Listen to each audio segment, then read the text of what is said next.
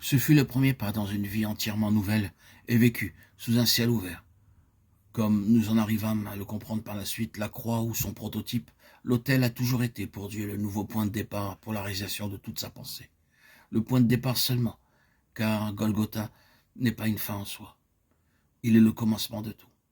Quant à la valeur objective de la croix, il n'eut besoin d'aucun ajustement, car les grandes valeurs de l'agneau immolé, liées à la première phase de l'expérience chrétienne, avaient été acceptées. Dieu en soit béni. La délivrance du jugement qui pesait sur le monde, la délivrance de la condamnation et de la mort, la délivrance de la tyrannie ou de l'esclavage, d'une mauvaise conscience, tout cela en vertu de la justice obtenue par la foi en lui, le juste, qui s'est offert lui-même à Dieu sans tâche pour nous. Nous en étions là par sa grâce. Ce que Christ par sa croix a été et pour nous, telle était la base et l'encre de notre salut. La conception et la possession de toute cette grâce n'ont jamais cessé de grandir. Et elles sont aujourd'hui plus profondes, plus pleines et plus fortes que jamais. Bien plus, nous savons parfaitement que cette position fondamentale est l'un des objets de l'assaut continuel et de l'antagonisme cruel de Satan. Et cela sera vrai jusqu'à la fin. Satan sait très bien que tout le reste sera compromis et anéanti s'il réussit à ébranler la position d'un croyant quant à ce que Christ est pour lui. Qui pourrait être utile à Dieu et aux hommes dans les valeurs éternelles s'il n'avait la certitude d'être accepté dans le bien-aimé? Qui pourrait avoir une valeur spirituelle dans n'importe quel domaine s'il n'avait l'assurance inébranlable d'être en Jésus-Christ, regardé comme juste, malgré ce qu'il est en lui-même? Tous les dards enflammés du malin pénétreront son cœur s'il ne saisit pas fermement cette cuirasse de la justice et le bouclier de cette foi. Oui, la signification objective de la croix, Christ crucifié, est d'une importance inexprimable.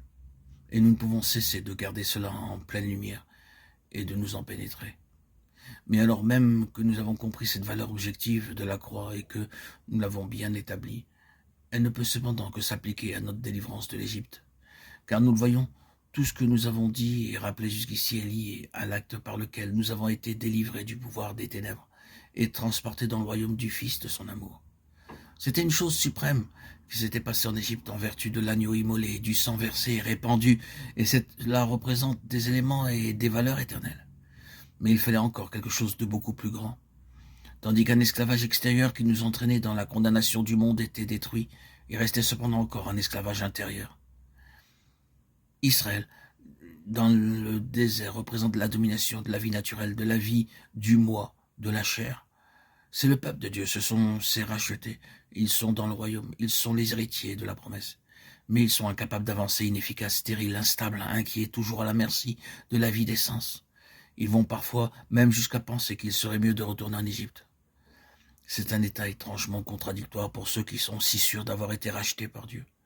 Cette vie du désert représente pour eux une grande dépense d'énergie, beaucoup de laborieux efforts, de désirs et d'aspirations, beaucoup de services, de dévotion et d'activités religieuses. Mais tout cela pour n'aboutir à rien. C'est comme un vaste cercle dans lequel ils se retrouvent toujours, en fait, au point de départ.